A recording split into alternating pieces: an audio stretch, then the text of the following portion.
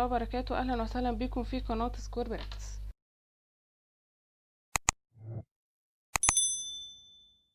النهاردة هنعرف مع بعض ازاي نعمل الاوفر برايس، ان هو مثلا نضيف اي كارت جوه او على الصورة من بره او على السكشن من بره يبين لنا فيها الاوفر والسعر الاصلي او اي داتا فوق السكشن بتاعنا بيتعمل ازاي. تمام، انا هنا جهزت عندي ان هو يبقى فيه 3 برودكت، عايزين نضيف سعر كل برودكت عندنا وان الكل برودكت برضو عليه اوفر. تمام، بس احنا مش عايزينه يبقى تحت، احنا عايزينه يبقى هنا فوق كده. تمام، طالما احنا هنحط حاجة في غير مكانها الطبيعي، يعني مثلا احنا عندنا ال HTML بترتب لنا بالرو، يعني هي بترتب لنا على حسب ما احنا حاطين. احنا دلوقتي المفروض لما هنضيف سيكشن تاني ان هو هينزل تحت هنا. تمام، لا احنا مش عايزين كده، احنا عايزينه ان هو يظهر هنا، فبدل هيظهر في مكان غير المكان الطبيعي يبقى هنستخدم بوزيشن ابسوليوت. تعالوا كده نبدأ مع بعض الكود دوت. اولا هو البرودكت بوكس اللي هو فيه الصورة. تمام، فانا هنا عندي 3 برودكت بوكس. جوه كل برودكت بوكس هنعمل سيكشن كده هنحطه على الشمال فيه الاوفر وفيه السعر بتاع البرودكت نفسه. فهنعمل ايه؟ هنسميه مثلا برايس بوكس. تمام،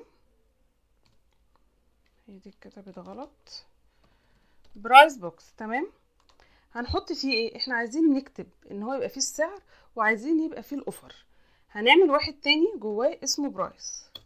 تمام، وهنحط مثلا ان هي تبقى 1000 جنيه. ماشي، عايزين نعمل واحد تاني ان هو يبقى فيه الاوفر عشان نعرض مثلا ان فيه الاوفر عليه 20%.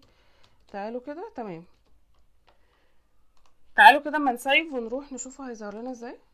بص، ده باي ديفولت هو هينزل اوريدي تحت الحاجه، لا احنا عايزينه بقى نطلعه هنا فوق. فهيتعمل ازاي؟ هنستخدم البوزيشن ابسوليوت. تعالوا بس نكرر السكشن دوت معانا او الديف دوت في كل البرودكت اللي عندنا، علشان احنا عايزين لكل برودكت ليها سعر معين وليها اوفر معين. تمام تمام، نيجي نروح بقى للستايل ونقول له ان البرايس بوكس هتعمل لي فيه ايه. هقول له ان انت بوزيشن ابسوليوت. تمام، طيب البوزيشن ابسوليوت بتتطلب مننا ان احنا نحدد له بالظبط هو هيتحط فين والويدث والهايت بتاعه. انا عايزاك ان انت تبقى من فوق توب 10%، والليفت عايزاك تبدأه من الاول خالص يبقى 0، وعايزاك تعمل لي ايه كمان؟ الويدث بتاعه يبقى 100 بكسل مثلا، وان الهايت مثلا يبقى 150 بكسل. وهنعمل له بس باك جراوند كولر علشان نعرف بس هو محطوط فين. تمام، باك جراوند كولر 000. تعالوا كده نشوف هو هتحط فين، نعمل ريفرش. تمام، هو محطوط ازاي؟ محطوط كده. طب ليه هو محطوط كده؟ علشان لازم احدد له انت ابسوليوت بالنسبه لايه. تمام، فهقول له لا انت ابسوليوت بالنسبه للبرودكت بوكس، فهقول له يا برودكت بوكس انت البوزيشن بتاعك ريلاتيف، فهو هيتحرك داخل البرودكت بوكس مش داخل الصفحه ككل. اهو بص اتقسمت عشان التلاتة انا مديهم توب، التوب والليفت زي بعض فهيتحطوا على بعض. امال لما اقول لك انت ريليتيف لدولت فهيروحوا متقسمين، فيبقى هو دوت التوب من دوت والليفت بالنسبه للبرودكت بوكس. تمام تمام، تعالوا بقى كده نشيل الباك جراوند كولر دي. خلاص احنا عرفنا هو اتحط فين. احنا عايزين نعمل البرايس والاوفر، شكل للبرايس وشكل للاوفر. فهنروح رايحين هنا وهنقول له البرايس والاوفر الاتنين ادهم لي ويدث 100% وهايت 50 بكسل مثلا، وعايزاك تعمل لي بوردر راديوس 50 بكسل 50 بكسل 0. تمام،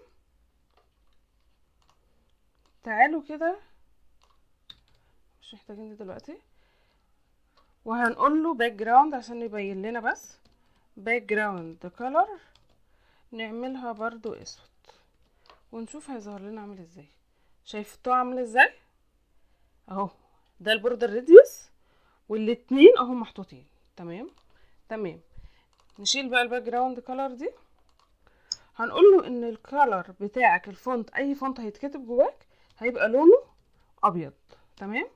والفونت سايز بتاعك هيبقى 16 بكسل، واللاين هايت علشان يبقى سنتر بالفيرتيكال 50 بكسل.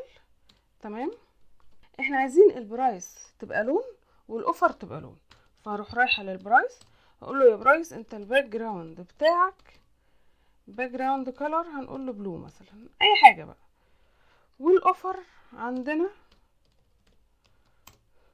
الباك جراوند كولر عندنا مثلا اورنج، اي حاجه. تعالوا نروح نشوف زي ما احنا عايزينها بالظبط. احنا قلنا له لون وكده، بس الدنيا يعني لازق قوي في بعضه والتكست الاين عايزينه يبقى سنتر. تمام.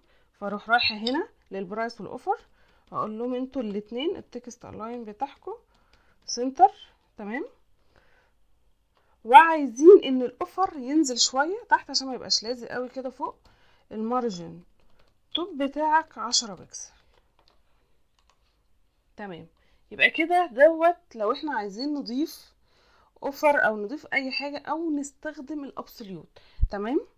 ان احنا هنحط اي كونتنت غير مكانها الطبيعي. تمام. ويا رب يكون يعني الدرس يكون بسيط ويكون المعلومه وصلت. ولو اي حد عنده كومنتس ممكن يكتبها لي تحت وانا هرد عليها ان شاء الله. والسلام عليكم ورحمه الله وبركاته.